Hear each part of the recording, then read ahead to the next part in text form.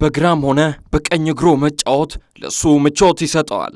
በካታላኑ ቡድን ባርሴሎና በሚጫወትበት ወቅት ላይ ያጋጠሙት የነበሩት ተደራራቢ ጉዳቶች የእግር ኳስ ሕይወቱን እንዳያቀጭጨው ተብሎ የሚሰጋ ነበር። በ2018ቱ የራሽያ የዓለም ዋንጫ ሀገሩን ፈረንሳይን ወክሎ ከመሳተፍም ባሻገር ዋንጫውን አሸንፏል። ፍጥነቱና ከኳስ ጋር ያለው እንቅስቃሴ ለተከላካይ መስመር ተጫዋቾች ፈተና ሲያደርገውም እንመለከታለን።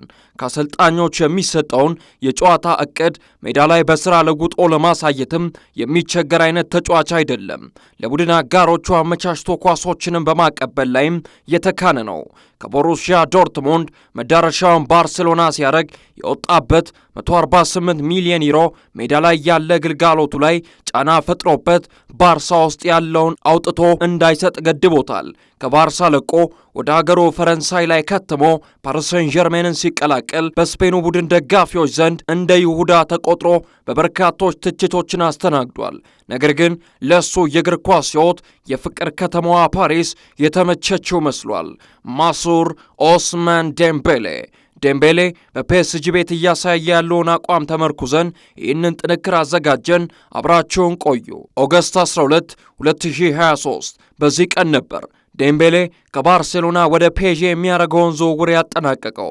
ኦስማን መዳረሻውን ፓርክ ዴ ፍራንስ ያደርግ የወጣበት ወጪ እንኳን በባርሴሎና ኮንትራቱ ላይ የነበረው 50 ሚሊዮን ዩሮ ብቻ ነው።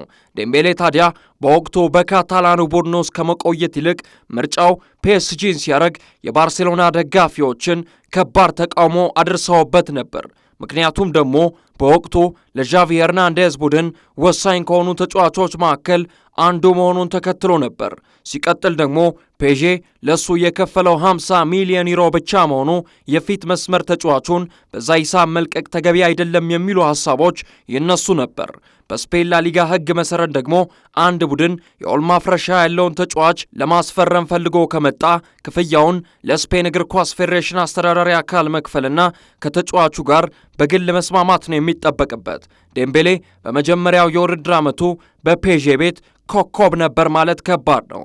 በ42 ጨዋታዎች ላይ ተሰልፎ 6 ግቦችን ሲያስቆጥር 12 ግብ የሆኑ ኳሶችን ደግሞ አመቻችቶ አቀብሎ ነበር። ለተከታታይ በርካታ ጨዋታዎችም ላይ ግቦችን ማስቆጠር ተስኖት መቆየቱ ደግሞ በፈረንሳይ የመገናኛ ብዙሃኖች ላይ ተቃውሞዎች እንዲደርስበት አድርጎ ነበር። በቡድኑ ውስጥ ግን አምና እንደሚታወሰው እንደ ኬሊያን ኤምባፔ አይነት ኮከብ መኖሩ የእሱን የጨዋታ ሚና እንዲለወጥም የሚያደርገው ነበር። ምናልባት ዴምቤሌ አምና ራሱን በደንብ ያሳየበት ወቅት በአውሮፓ ሻምፒየንስ ሊግ ፔዤ በሩብ ፍጻሜው ባርሴሎናን በገጠመበት ጨዋታ ላይ ነበር ማለት ይቻላል። ኦስማን በሁለቱም የደርሶ መልስ ጨዋታዎች ላይ ግብ ማስቆጠር ችሎ የነበረ ሲሆን ከግቡ በኋላ ደግሞ ደስተኛ ሆኖ መጨፈሩ የቀድሞ የቡድን አጋሮቹንም ሆነ ደጋፊዎቹን የሚያስከፋ ነበር። ነገር ግን በዚህ ዓመት ዴምቤሌ ለየት ያለ ተጫዋች ሆኖ መጥቷል። ምስጋና ይግባውና የፓሪስ ሰን ዠርሜኑ አሰልጣኝ ሆነው ሉዊስ ኤንሪኬ ለዴምቤሌ እዚህ መድረስ ትልቁ ሚና ከሚጫወቱት መካከል ግንባር ቀደሙ ነው። በእውነቱ አሰልጣኙ ለዴምቤሌ ብቻ ሳይሆን ለቡድኑ የሚሆነውንም የጨዋታ ፍልስፍና መወጠን ችሏል። ታዲያ ዴምቤሌ በኤንሪኬ የጨዋታ ፍልስፍና ውስጥ በተለየ ሚና ሲጫወት እናየዋለን።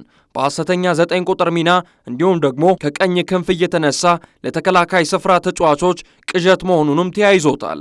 ከወዲሁ ለባላንዶር ቀዳሚ እጩዎች መካከልም እየሆነ የመጣው ዴምቤሌ 2025 ከገባ ጀምሮ እያሳየ የመጣው ብቃትም ላቅ ያለ ነው። ከቀናት በፊት ደግሞ የፈረንሳይ የዓመቱ ምርጥ ተጫዋች ተብሎ ተመርጦ ነበር። ቡድኑ ፔዤ ለሶስትዮሽ ዋንጫ እየታገለ ነው። የአውሮፓ ሻምፒየንስ ሊግ ዋንጫን ካሳኩ ደግሞ የባላንዶር አሸናፊ ለመሆን ተመራጩ ሰው በ46 ጨዋታ 33 ግቦችን አስቆጥሮ 12 ግብ የሆኑ ኳሶችን አመቻችቶ ማቀበል የቻለው ኦስማን ዴምቤሌ ይሆናል።